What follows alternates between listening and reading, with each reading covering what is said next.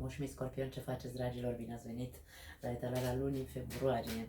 În primul și în primul rând, vă spun că o să încerc să vorbesc cât mai jos posibil de ton, că eu de obicei am decibeli foarte mari. Însă, soțul meu a luat un pui de gripă și probabil că mi-a dat și mie o bucățică, cel puțin, și deja am probleme cu gâtul și voi încerca să vorbesc cât mai jos. Sper să se audă bine, microfonul e destul de potent, însă, na, țin să anunț, ca să știți de ce nu mai urlu așa ca de obicei. În al doilea rând, în această etalare, sau în această lună, pardon, cel puțin, vom face crucea celtică. E o etalare pe care o iubesc foarte tare, mi-a fost dor de ea și zic hai să revenim cu ea, pentru că dă foarte multe informații. Și cum luna februarie este o lună destul de intensă, aș spune, pentru fiecare dintre noi, pentru că se va întâmpla conjuncția dintre Saturn și Neptun, am zis hai să vedem dacă găsim mai multe informații. Așadar, crucea celtică, etalare generală, nu uitați, luați doar dacă rezonează ceva cu situația voastră. Dacă nu rezonează niciun mesaj, nicio problemă, lăsați-le aici, că cei care au nevoie să le găsească, Universul face în așa fel încât să ajungă la noi mesajele. Energia ta, 2 de monede. În luna februarie Scorpionul cântărește, în luna februarie Scorpionul evaluează, încearcă să se împământeze sau încearcă să se reechilibreze. În luna februarie Scorpionul, nu știu, am zis decembrie, nu știu de ce mi-a venit acum vreun click. În luna februarie Scorpionul va decide ceva. Este o energie de decizie. Hai să vedem care și cum se arată situația în luna februarie. Rege de bâte. Ca situație, regele de bâte ne arată o situație în care e nevoie de voință, în care e nevoie de un pic de egoism, în care e nevoie de un pic de mândrie, aș spune, și de ce nu, pentru unii dintre voi poate avea legătură cu a fi o inspirație pentru altcineva, pentru, nu știu, prieteni sau pentru cineva din jurul tău. Hai să vedem la ce se referă.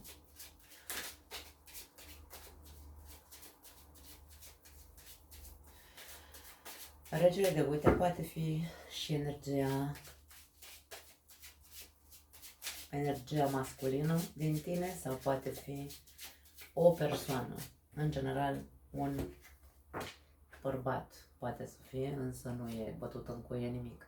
Avem 3 de monede, avem Marele Preot și avem 8 de monede. Aș spune că situația asta care ne arată regele de bâte, care ne spune că ai nevoie de voință, ai nevoie de un pic mai mult de egoism în ceea ce te privește, adică ție să-ți fie bine. Tot ce înseamnă suita de bâte vorbește despre egoism, dar bineînțeles egoismul pe care îl înțeleg eu, da? Acela sănătos, în care, Doamne, dacă eu nu sunt bine, nu are cum să fie nimic bine în jurul meu, dacă eu nu sunt bine, familia mea nu-i bine, dacă eu nu sunt bine, jobul nu merge bine, dacă eu nu sunt bine, nimic nu merge bine. Așadar, acel egoism sănătos în care să zici, trebuie să mă pun pe picioare. De-aia spun aici că e vorba, probabil, pentru unii dintre voi de o împământare sau de o reechilibrare. Aici se cere multă muncă, multe eforturi pe care trebuie să le depui și foarte mult compromis cu propria persoană. E un soi de pact, vine să spun, pe care Scorpionul ar trebui să înceapă să-l facă cu el însuși începând cu luna februarie. Să fie mult mai atent la ceea ce își dorește, la ceea ce, nu știu de ce nu, și la creșterea lui, pentru că aici vorbim despre muncă personală sau muncă de perfecționare, pentru că 8 de monede ne arată o persoană care șlefuiește și șlefuiește și dă cu dalta aici în aceste monede și din ce în ce face munca mult mai bine, da? Deci sculptează aceste monede din ce în ce mai perfecte. Nu este cartea perfecțiunii, însă aici nu este despre a fi perfect, pentru că oricât de mult credem că dacă muncim cu noi vom ajunge să fim în totalitate perfecți, perfecțiunea nu există, munca și, hai să spunem așa, creșterea, evoluția noastră nu trebuie să se oprească niciodată, așadar munca trebuie să fie constantă, munca trebuie să fie mereu pentru a fi din ce în ce mai buni, însă nu perfecți, da? Cam asta e ideea cu 8 de monede. Compromisul aici, vorbim despre colaborare cu cine? Cu mine, cu ceea ce eu îmi doresc, cu ceea ce eu, comunicare și despre asta vorbim aici. Este despre a căuta, poate pentru unii dintre voi e nevoie să începeți un drum al căutării, hai să spunem, nu știu dacă neapărat spirituale, cu marele preot aici poate fi, dar căutați acel drum spiritual care să vă ajute să vă deschidă calea către autocunoaștere, către a înțelege ce puncte sau ce puncte am de muncit cu mine sau ce eforturi trebuie să depun în ceea ce mă privește ca eu să fiu bine, ca eu să fiu o inspirație în cazul în care vorbim despre a demonstra unor persoane că se poate. În acest caz aș putea să spun că se poate demonstra familiei, pentru că avem figura Marelui Preot. Familia poate să fie oricine. Vrei să demonstrezi copiilor că e ok să fii puternic, e ok să fii egoist, cum am zis, da? În mod sănătos. E ok să cauți ajutorul, aici putem să vorbim despre terapie, căutarea terapiei, de-aia spun că este vorba despre un compromis foarte, foarte serios cu tine însuți, când vezi că poate, pe o parte, dezechilibrul tău în ultima perioadă a venit din cauza faptului că, de ce nu, poate ai fost prea mândru să recunoști că ai nevoie de ajutor. Poate fi, însă acum este momentul, sau mă rog, momentul oportun, vreau să zic, da? Ceea ce vor cărțile să ne arate este că luna februarie este momentul oportun pentru a porni la drum, compromițându-te cu tine și ținându-te de promisiune și făcând eforturile ca să ajungi din nou să fii pe picioare. În mintea ta, 5 de monede. Avem aici 5 de monede, cartea fricii, frica de singurătate, frica de abandon, frica de sărăcie, frica sau răceala. Poate să fie o mentalitate, pentru că aici vorbim despre planul conștient, da? Mintea noastră conștientă, modul în care noi gândim în acest moment al vieții noastre. Și aici vedem un 5 de monede care este cartea sărăciei. E ca și cum mă simt că până și mintea mea m-a abandonat, simt că nu mai am putere, sau nu că nu mai am putere, nu mai am gânduri pozitive, poate că nu mai găsești gânduri pozitive. 5 de monede este cartea celui care preferă să se izoleze în trauma lui, trăind întotdeauna cu frică, cu acea frică despre care vorbeam. Aș spune că în momentul de față, în capul tău sau modul în care gândești este unul sărăcăcios, wow, turnul. Sărăcăcios în ce sens?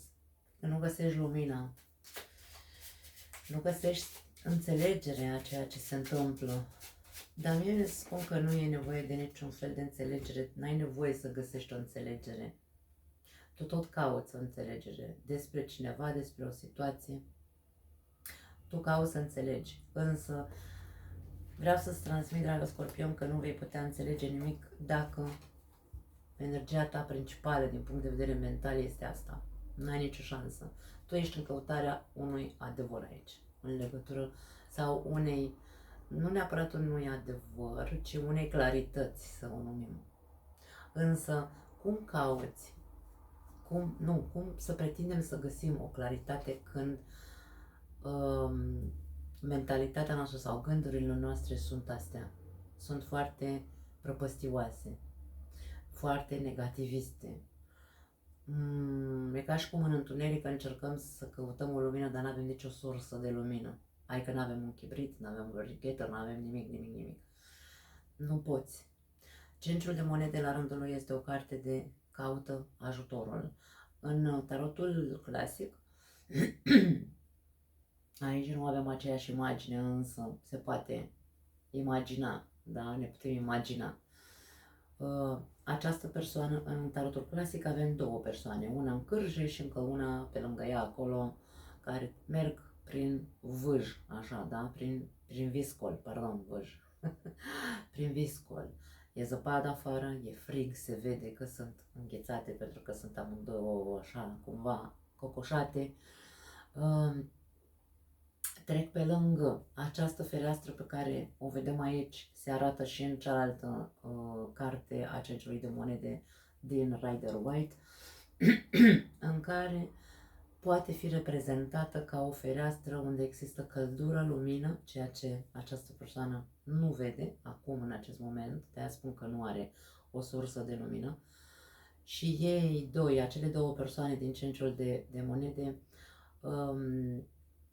sunt jerpeliți cu haine foarte ponosite și par a fi cerșetori care, sau mă rog, homeless, să le zicem așa, care nici măcar nu pot să vadă că aici se află un loc în care, măcar pentru acea noapte, au șansa să se cazeze, să zicem așa, și deci să bate la ușă, să ceară ajutorul ca să poată să petreacă noaptea aceea de viscol.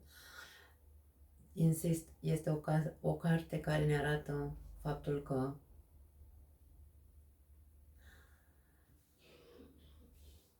nu este niciun soi de rușine să recunoaștem că avem nevoie de ajutor și să-l căutăm, acel ajutor. Cenciul de monede ca căutarea unui ajutor, contextul în care a ieșit acest rege de cupe, ca eu să mă pot ilumina, trebuie să înțeleg, în primul rând, nu comportamentul al cuiva, da?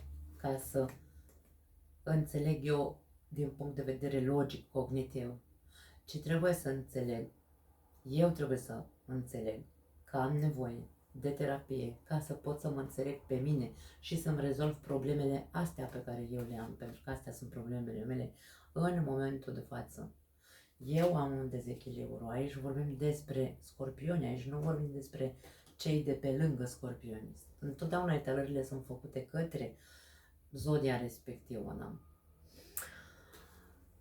Dacă tu încerci să înțelegi și să rezolvi o problemă cuiva, pentru că aici avem prezența unei persoane, da? Mi-e indiferent că e partener de viață, că e un prieten, nu contează cine e. Dacă tu încerci să-i rezolvi viața cuiva, însă tu nu vezi, nu că nu vezi, nu te centrezi pe tine, pentru că de-aia vorbim aici despre egoism, compromite-te odată cu tine, dragă scorpion, lasă-i pe ceilalți în pace, tu ai de rezolvat pe ale tale, nu pe ale ăstuia. De-aia spun, nu încerca să înțelegeți sau să, nu știu dacă e vorba de căutat scuze aici, atenție, dacă voi încercați să-i căutați scuze cuiva, pentru că aici, dacă vorbim din punct de vedere amoros, aș putea să spun așa, scorpionul suferă în momentul de față, unii dintre voi, bineînțeles, nu toată lumea,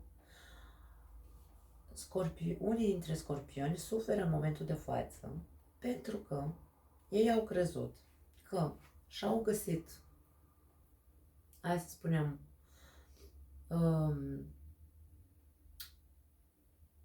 persoana potrivită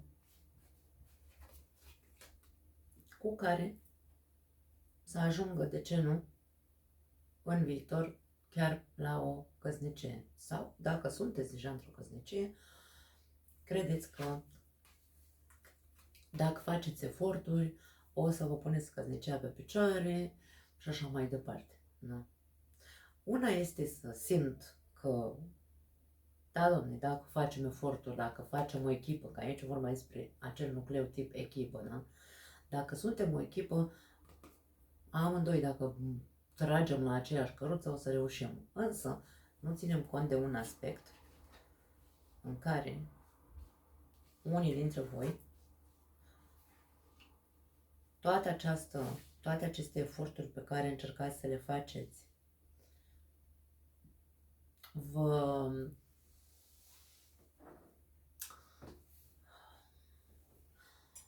nu știu dacă neapărat sunt în van, atenție, pentru că aici e vorba de, doamne, tu trebuie să înveți să fii egoist, începând cu această lună, da? Egoist, sănătos. Pentru că ceva s-a întâmplat aici între voi doi. Ceva s-a întâmplat. Urât.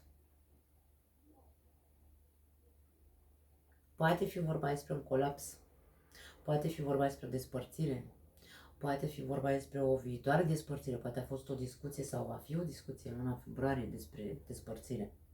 Pentru că Marele Preot înseamnă atât căsnicie cât și, hai să spunem, ruptura unei căsnicii sau ruperea.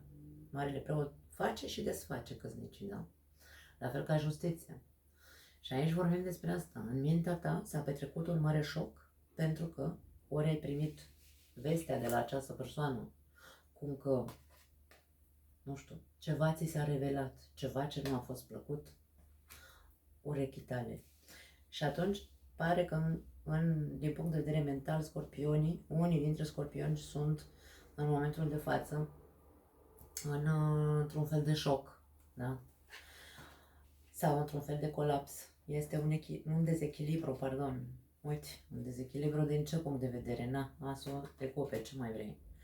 Așa că, acum, bineînțeles, dacă vorbim despre relații, se poate citi viceversa, poate tu ai fost cel care ai produs un haos și ai produs un șoc, o ruptură în relația voastră. Nu am de unde să știu.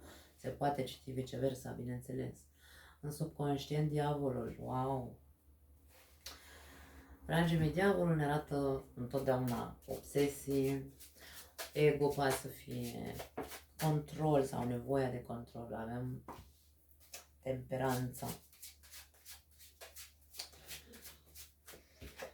Și avem 6 de spade. Din punct de vedere subconștient sau, hai să spunem, în subconștientul tău, se află o obsesie. Această obsesie trebuie calmată.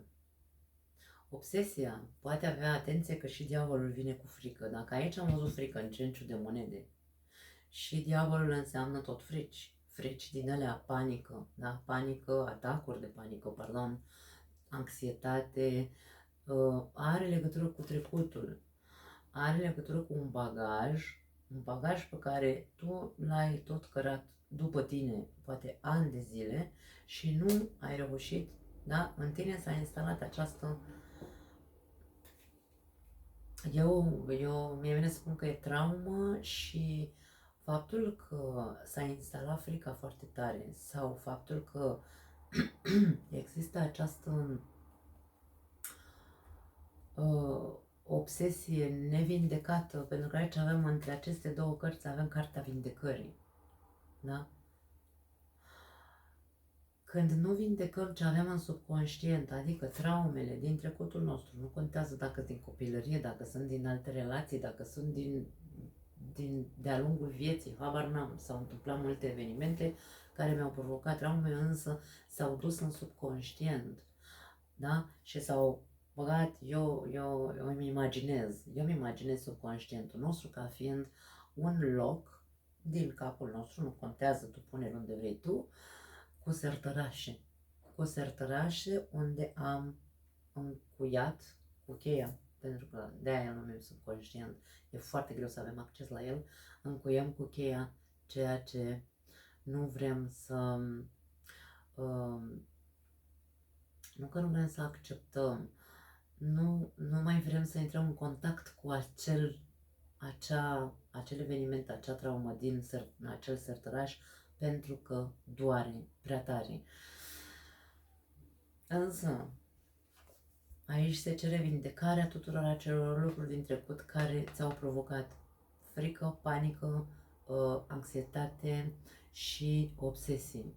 Sau un ego foarte mare, sau, ce să zic,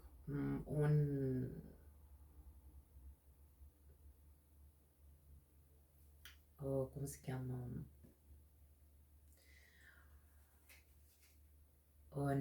nevoia de control, da? Așa că, dragă Scorpion, eu aș spune că aici vorbim într-adevăr și Marele Preot este o figură de coach, de terapeut, și Regele de Cupe, avem și Temperanța. Poate că aici n-ar fi rău să fie o terapie în grup. Ar putea să fie pentru unii dintre voi, poate că aveți nevoie de o terapie, dar care să fie într-un grup restrâns, nu doar unul la unul cu terapeutul, nu știu de ce. Poate că nu neapărat vorbim de doar în extremul asta de terapie direct. Cu toate că, da, ceea ce se arată îmi dă mult senzația asta, însă poate să fie pur și simplu caută-ți un grup de persoane care, fiecare, bineînțeles, avem povestea noastră de viață, de la care hai să spunem, de învățat ceva, sau cel puțin niște clicuri se vor întâmpla aici. Aveam Asul de Spade și turnul care mie n-are cum să nu mă inspire să spun că trebuie să aibă loc o iluminare sau o trezire aici. Da? Totul are legătură cu partea emoțională și cu anumite traume. În trecut, 7 de cupe, multe iluzii, ți-ai făcut iluzii în ultimele 3 luni de zile, cel puțin, iluzii, speranțe, nu știu, ai idealizat ceva sau pe cineva. Hai să vedem, poate că ai avut alte opțiuni în ultimele luni, însă parcă n-a funcționat nimic. Era o regina de monede, wow, nu, eu cred că aici, indiferent ce speranțe, iluzii sau planuri sau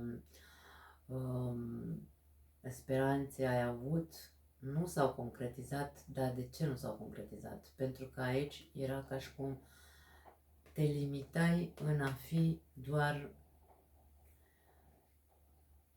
îngrijitor,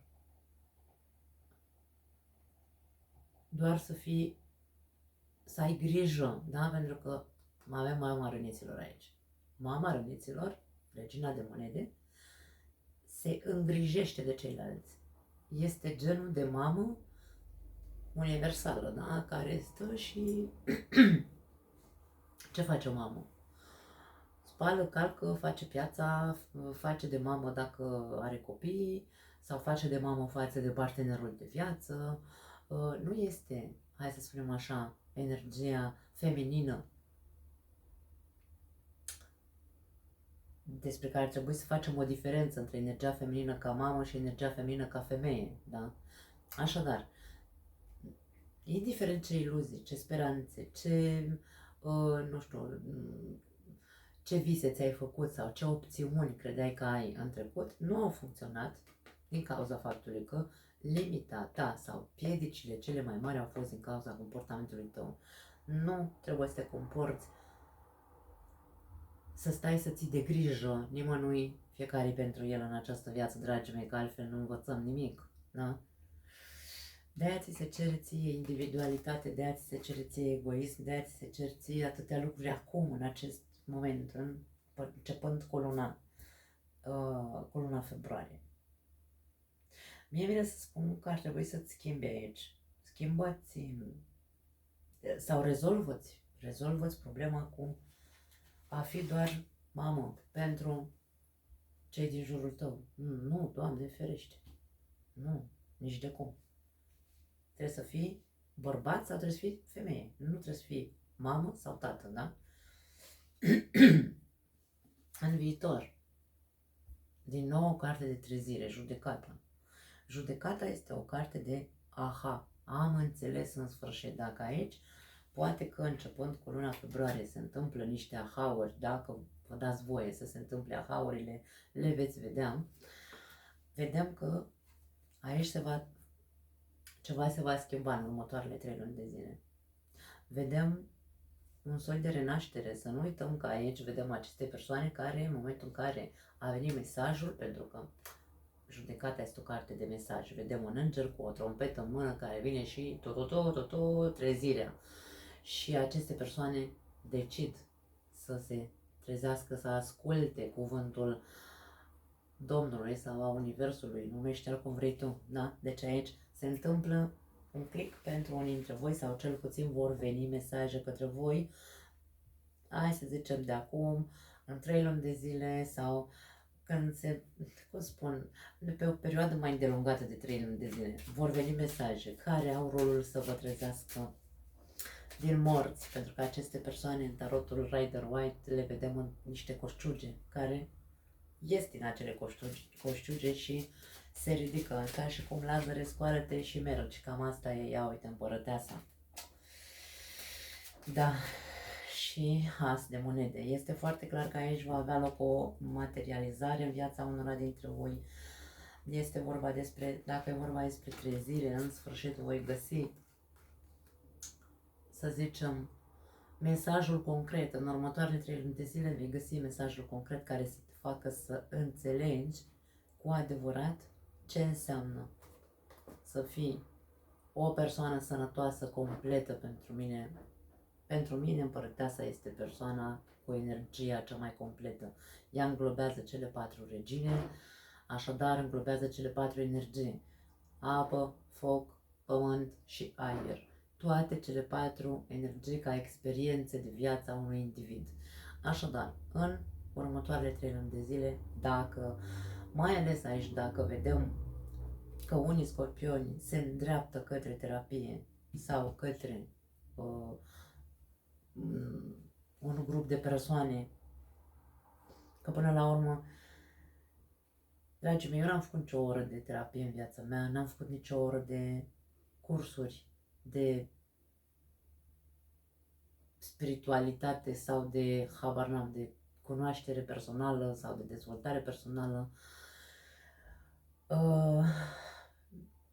Mie mi-a plăcut să mă descoper prin tot ceea ce am învățat de-a lungul anilor, încet, încet, aplicând ceea ce citeam, aplicând ceea ce ascultam și așa mai departe. Și, bineînțeles, vorbind cu lumea. De-aia spun că atât de multe lucruri putem să învățăm de la alte persoane, nu neapărat trebuie să facem terapie. Dar trebuie să ne deschidem. Trebuie să ne deschidem. Turnul este o carte de deschidere a concepțiilor, a percepțiilor. Aici avem această bucățică de unde lovește acest, cum se numește, fulger, e ca și cum cade direct în capul acestui torn, da? E clar că un fulger, care este rolul lui? Să ilumineze, da? Când cade un fulger în viața reală, ce vedem? O mare lumină. S-a despicat pământul sau copacul pe care l-a lovit acel fulger și, da, l-a distrus într-un fel sau altul, bineînțeles. Nu e vorba despre faptul că ne distruge pe noi. E vorba de faptul că în sfârșit ne trezim, ceva ne trezește la realitate. Și aici vedem această trezire la realitate în următoarele 3 luni de zile și acceptarea faptului că singura, eu mereu de câte ori văd împărăteasa, insist, spun, cea mai importantă persoană din viața mea sunt eu. Și atunci ce fac? Încep să mă ocup, să-mi ofer,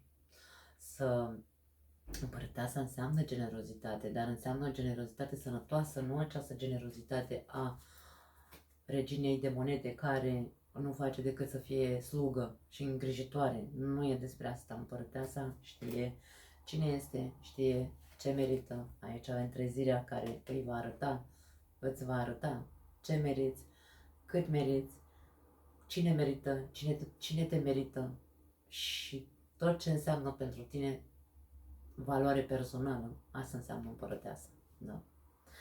Însă, până nu face click, nu se face click în capul nostru, nu avem de unde să ne punem focusul pe noi și să zicem, băi, eu sunt cea mai importantă persoană din viața mea. Mă pierd în ce? Mă pierd în frici? Mă pierd în control, în manipulare, în traume? Mă pierd în tot. În viața mea îmi pierd viața pierzându-mă în frici și în traume.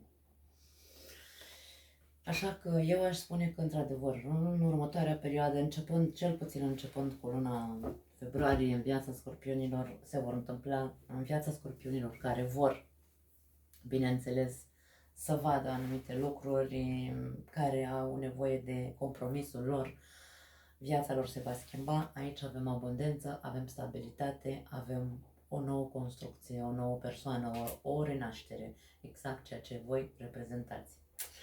Da. Wow. Hai să vedem provocarea lunii.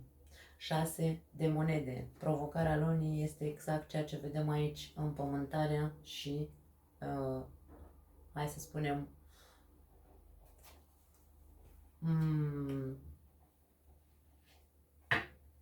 echilibrarea, da?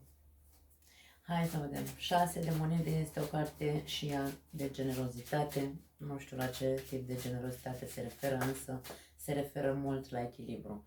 Vorbim despre treiul de bâte, care este cartea viitorului sau este cartea vizionarului. Și vorbim de 4 de spade, care este cartea consumului energetic.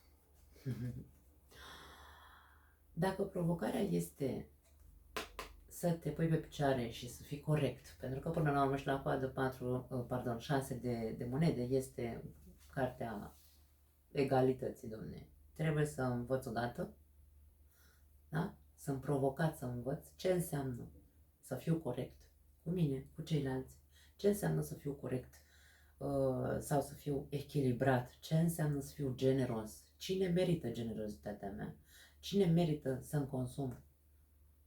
Pentru cine merită să mă consum? Pentru nimeni. Aici este viziunea panoramică. De multe ori am spus că acest trei de bâte pentru mine înseamnă această persoană se vede, da? Că se uită în orizont și vede totul galben, adică vede totul luminos.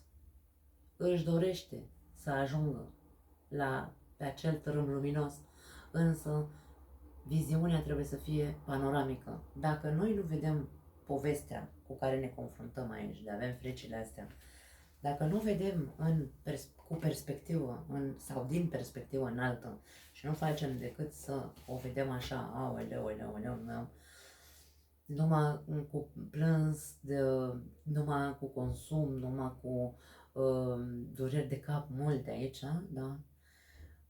Dar acea pierdere de timp inutilă este 4 de spade. 4 de spade ne cere o pauză. O pauză pentru a medita. Băi, cu ce mi-am pierdut timpul în ultimii ani? Cu ce mi-am consumat energia în loc să mă centrez pe mine, că de-aia mi se cere din nou, da? Cu ce? Întreabă-te cu ce ești provocat să te reechilibrezi. Ia o pauză, meditează cum? Privind întregul tablou al vieții tale și a ceea ce ai făcut în ultimii ani.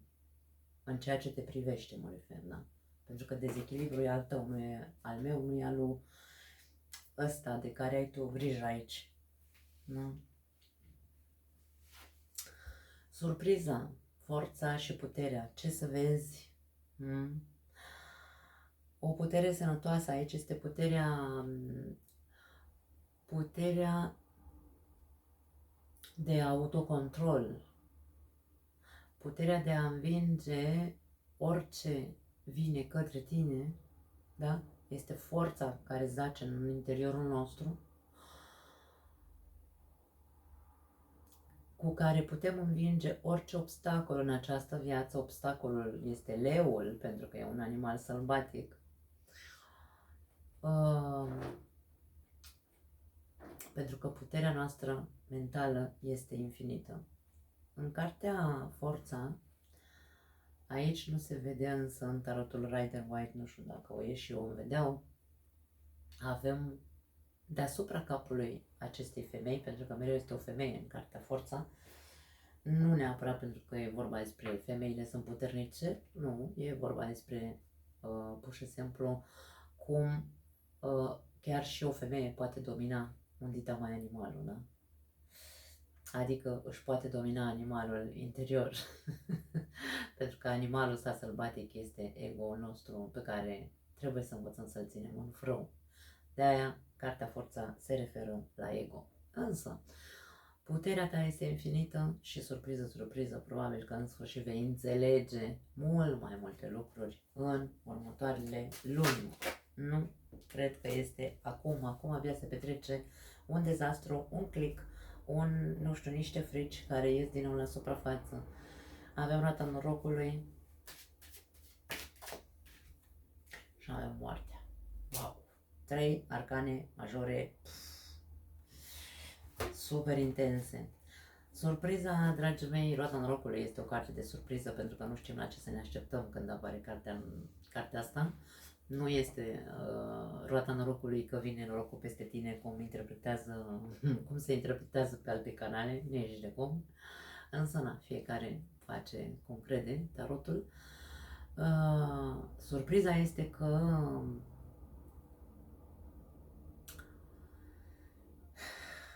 aici l-avem pe Pluto, dragii mei. Moartea este cartea voastră, îl reprezintă pe Pluto, care, ce vedem aici? Distrugere, vedem cadavre și vedem că această persoană, această persoană pe cal, care de fapt e un cadavru, da? Îmbrăcat într-o armură, se îndreaptă către ce? Către soare. Asta înseamnă că ceva trebuie să lași în urmă. Ceva ce ai tot repetat, ceva ce ai tot cărat după tine, ceva ce te-a secat, te-a distrus. Pentru că Pluto înseamnă distrugere. Pluto înseamnă distrugerea sau energia scorpionică înseamnă energia din noi care ne arată ce trebuie să distrugem, de ce trebuie să distrugem ceva în noi, pentru că nu ne este de folos. Ne împiedică să ajungem unde? La lumină, la renaștere. Ce ai cărat după tine, ce s-a tot repetat sau ai tot repetat în ultima perioadă, ultimii ani, ultimile luni, tu știi, fiecare cu povestea voastră. Poate fi animalul, poate fi controlul, poate fi dominarea, poate fi putere,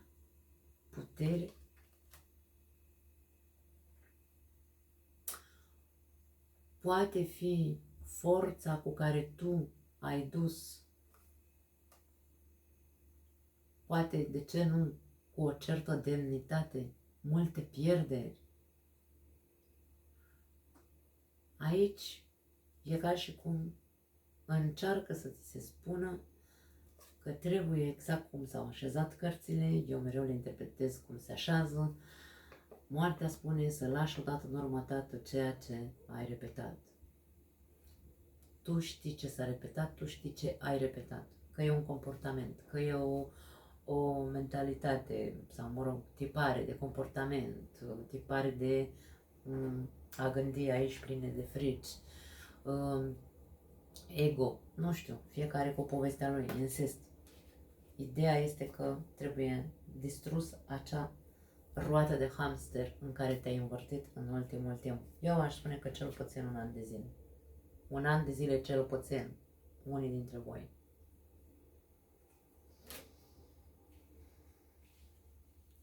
Ai putere, adică e ca și cum se spune, tu poți să distrugi acel nărav, tu poți să distrugi acel ceva ce se repetă, tu poți să renaști.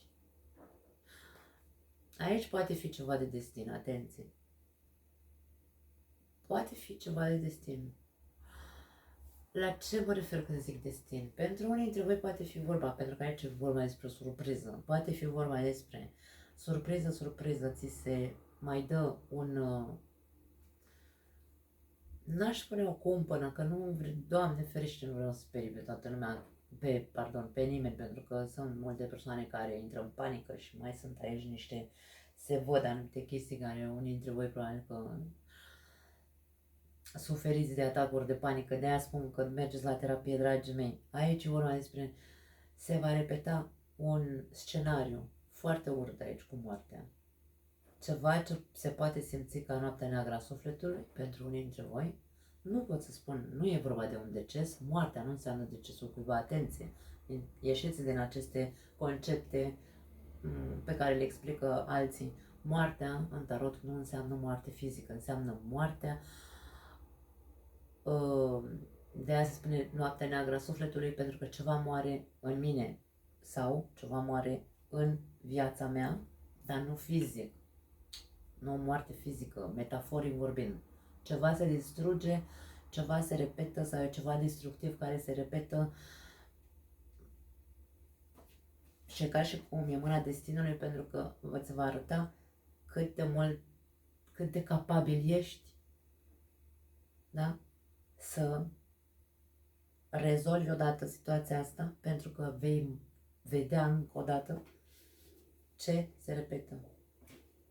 Și doar poate că abia atunci vei începe să, într-adevăr, să faci schimbările radicale care trebuie făcute. Ambele cărți sunt cărți de schimbare și se va produce acea renaștere despre care vorbeam. Concluzia. 8 de spade, da, interesantă concluzie. 8 de spade este acel cerc vicios al minții noastre în care tot timpul taca, același lucru. Nu vezi, n-auzi mai departe de acest cerc. Hai să vedem, să sperăm că se distruge. Avem luna, din nou avem frici, din nou avem trecut, dragii mei, din nou avem traume, voi știți. Și 10 de bâte. Aici e un soi de liber arbitru. E un soi de... Unii dintre noi, într-adevăr, așa alegem. Și sunt alegeri inconștiente, dragii mei, da? Deci, pe subconștient avem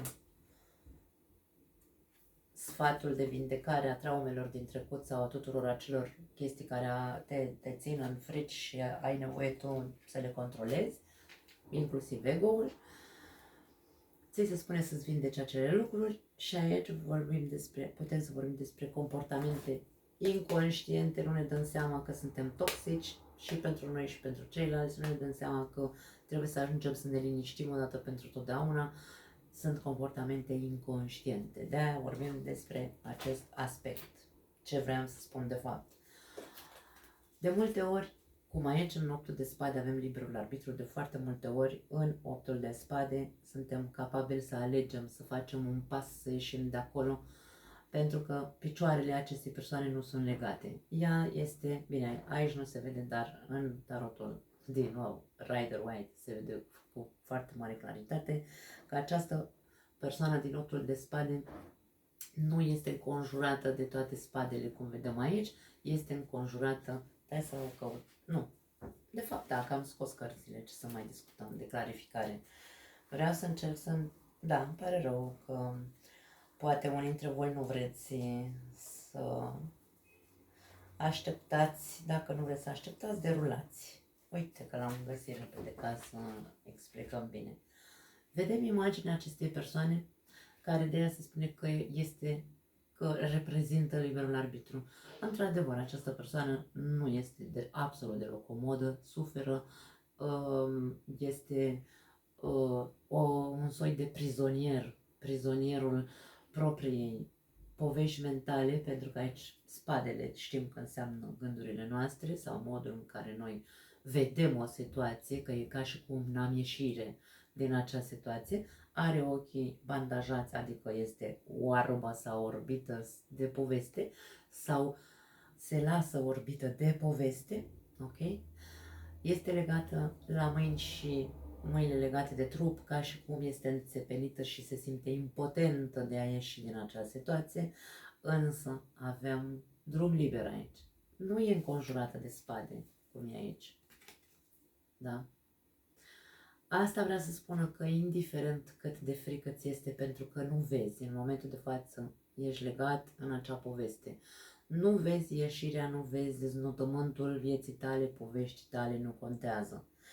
Fă un pas, 2, 3, chiar dacă te vei înțepa, chiar dacă te va durea, chiar dacă te vei murdări, pentru că aici avem un teren nu tocmai propice, să spunem așa, este un teren mălos, este un teren cu apă, alunecos, nu știi dacă vei cădea în fund, în genunchi, nu contează. Important este că această persoană, chiar dacă nu vede și nu știe, să ne imaginăm acest scenariu. Închideți ochii și imaginați-vă în această poziție. Stă sau nu în alegerea ta să faci câțiva pași, să cercetezi cu tălpile, să vezi dacă te duci sau nu în hău, te duci sau nu la nebuni, pentru că totul e mental. Stă în mâna ta. Atâta timp cât în această combinație tu alegi să rămâi în acea poveste, în aceeași poveste, în asta care se repetă, același scenariu, trecutul și 10 de bâte. Și aici se arată cum cari tot acel trecut după tine. Dacă tu nu alegi să ieși din acel trecut și pur și simplu alegi să te resemnezi, ok? Foarte profundă uitarea voastră. Dacă alegi doar să te resemnezi vieții, suferinței, eu ce știu eu, traumelor, este doar o alegere. Trebuie să înțelegem că fiecare dintre noi avem puterea să decidem inclusiv să fim victime în această viață. Și să fie nu plăcere, pentru că nu știu dacă într-adevăr e o plăcere, însă există multe persoane pe această planetă care se identifică cu poziția de victimă și preferă să stea încuiați într-o poveste, da? Într-o poveste care îi sufocă și le îngreunează viața sau le face viața să fie o corvoadă sau o povară și se identifică cu această cruce, se numește cruce. Dar aici se cere voință, aici se cere muncă. Victima nu cunoaște și nu vede lumină, nu vede că are unde să bată la ușă. Sau, mă rog, are uși la care să bată. Nu vede, preferă să stea acolo, să plângă, să se tăvălească și să zică că asta e crucea ei. Așadar, dragii mei, îmi pare rău. Acum, concluzia este una la care nu mă așteptam, la tot ceea ce văd aici, cu renaștere și cu ieșitul din cerc, văd că eu sper, Doamne ajută, să nu fie pentru niciunul dintre voi care mă ascultați pe acest canal, să nu fie acest deznodământ. Îmi doresc să ieșiți din acel cerc, chiar dacă nu există certitudine, pentru că luna ne arată din nou frici, ca și cum, unde să mă duc eu, că ia uite ce grea e viața, unde să mă duc eu, că ia uite ce... Sau de unde să iau eu de la capăt când aici intuiția mea îmi spune că nu ai cu cine, că nu mai există, că nu sunt alte variante, că da. Povestea, a ceea ce ne spunem, este una, așa cum am pus aici, pe foarte negativ în ceea ce vă privește. Nu uitați că aveți liberul arbitru, nu uitați că cea mai bună cale este calea trezirii, calea centrării pe tine însuți, calea terapiei, calea, nu știu, calea unui grup de persoane de la care să asculți povești care să te ambiționeze, bine să spun. Na, nu mai am altceva, dragii mei, wow. Ca întotdeauna Scorpionul, mi arată niște energii. Vă pup, ne vedem data viitoare. Ciao!